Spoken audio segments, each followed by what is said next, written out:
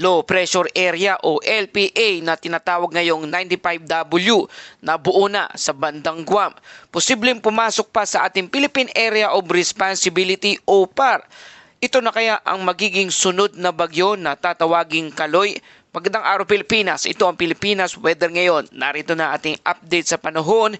Kung bago ka lang sa ating channel, please like, share, and subscribe para lagi kang updated sa panahon. Salamat sa iyong suporta. Mga kababayan, ngayong araw ng Huwebes, March 5 na po tayo. Isang breaking development, isang bagyo o low pressure area ang nabuo sa labas ng ating bansa at binabantayan ng mga international weather agencies na ngayon. Kahapon ng hapon, isang low pressure area o LPA ang nabuo sa timog silangan ng Guam. Sa Western Pacific, ito ay binigyang designation na 95W ng Joint Typhoon Warning Center o JTWC. Sa ngayon, kumikilos ito pakanluran na sa labas ng ating Philippine Area of Responsibility o PAR. Wala pang direktang epekto ito sa ating bansa, pero ang mahalaga, may sirkulasyon na nakikita sa satellite at computers model. Ayon sa pinakahuling ulat ng Tropical Cyclone Threat Potential na ilabas ng Pag-asa, sa March 4 hanggang 10, may potensyal na mabubuo pang isang low pressure area o LPA sa silangan naman ng Mindanao at posibleng lumapit ito sa eastern boundary ng ating Philippine Area of Responsibility o PAR early next week. Sa ngayon, mababa ang tsansa na maging ganap na bagyo at wala pa ring indikasyon na tatawid ito sa ating bansa. Ang tanong ng marami ngayon, papangalanan na ba itong bagyong Kaloy? Kung sakaling lumakas ito bilang isang tropical depression, pumasok sa ating Philippine Area of Responsibility o PAR at ito ang magiging ikatlong bagyo na ng 2026 at papangalanan nga itong Kaloy.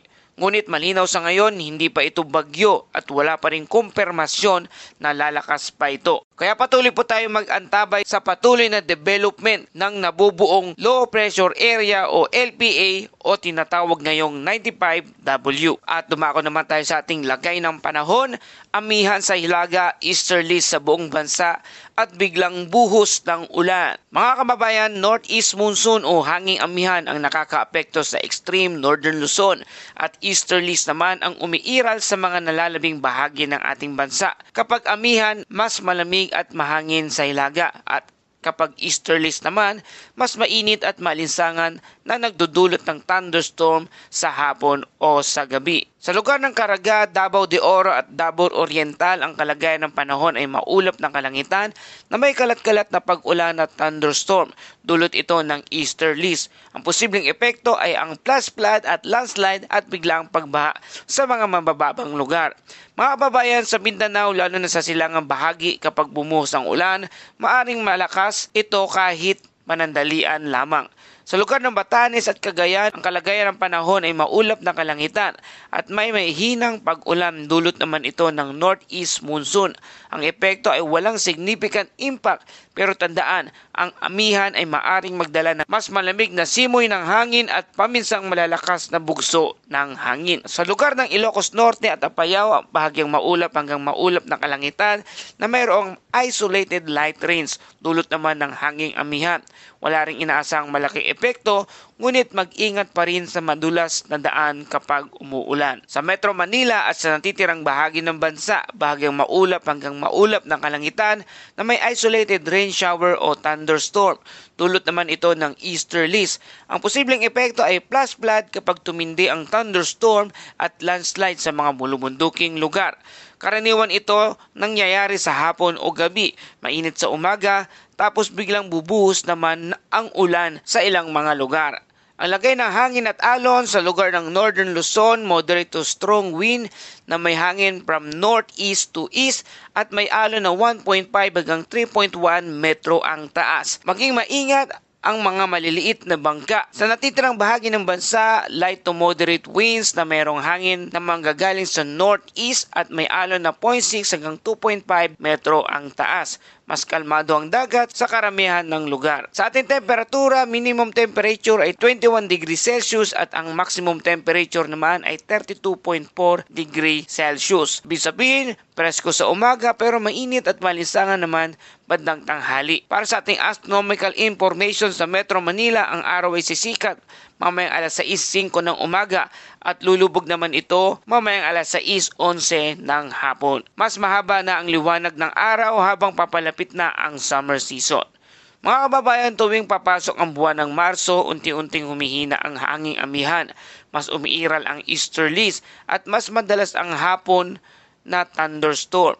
Kaya kahit walang bagyo, nagkakaroon ng localized flooding dahil sa biglaang malalakas na pag-ulan sa ilang mga lugar. Kaya patuloy tayong nagpapaalala, magdala ng payong lalo na sa hapon at iwasan ng baha at rumaragas ang tubig. Bantayan ang weather updates at siguraduhin maayos ang drainage sa bahay. Mag-ingat sa pagmamaneho kapag madulas ang daan. At dumako naman tayo sa ating Bible verse of the day mula sa Mateo chapter 24 verse 42. Kaya't magbantay kayo sapagkat hindi ninyo nalalaman kung kailan darating ang inyong Panginoon. Mga kababayan, ang salitang magbantay ay hindi lang tungkol sa pagtingin o paghihintay. Ito ay tungkol sa kahandaan ng puso. Sa buhay, maraming bagay na bigla ang dumarating, pagsubok, pagbabago, pagkakataon, at minsan pati pagpapala. Hindi natin alam kung ang eksaktong oras kung kailan darating ang isang mahalagang pangyayari. Kaya ang paalala ni Jesus ay simple ngunit malalim, maging handa. Ang pagiging handa ay nangangahulugang maayos ang ating relasyon sa Diyos, may kapayapaan sa ating puso. Gumagawa tayo ng tama kahit walang nakakakita. Kapag tayo ay mapagbantay sa ating pananampalataya, hindi tayo matatakot sa hinaharap. Sa halip, magkakaroon tayo ng kumpiyansa at kapanatagan. Panginoon, tulungan mo kaming maging mapagbantay at handa sa bawat araw. Turuan mo kaming mamuhay ng may pananampalataya, pag-ibig at tiwala sa iyo. Sa pangalan ni Jesus, Amen. At yan po ang ating update sa panahon sa araw na ito. Kung nagustuhan niyo ang balitang ito, please like, share, and subscribe para lagi kayong updated sa panahon. Salamat sa inyong suporta. Ito ang Pilipinas Weather ngayon na lagi napapaalala, maghanda, magiligtas, mag-alerto. Ingat tayong lahat.